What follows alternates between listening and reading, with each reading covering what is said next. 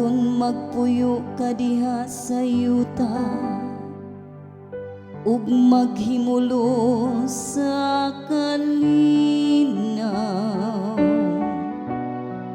Paglipay diha sa Ginoo, ug hatagan ikaw niya sa mga gipangandoy sa imong kasing-kasing.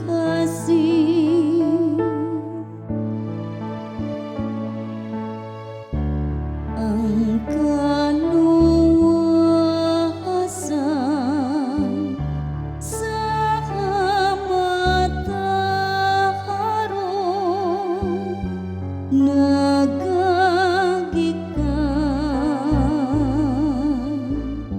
sa Ginoo.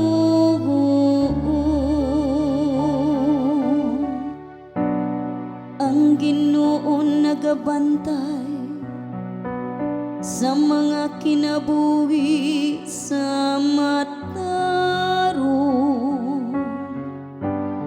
Ang ilang kabilin nagalungtad sa kahangturan.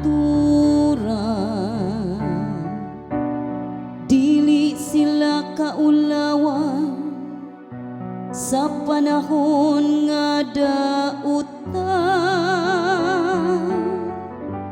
Sa mga adlaw sa tinggutom, abunda ang ilang pagkaon.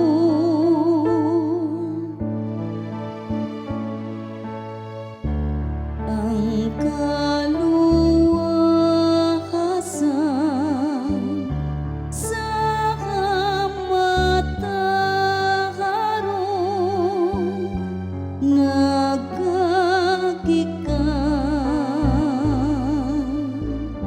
sa Ginoo.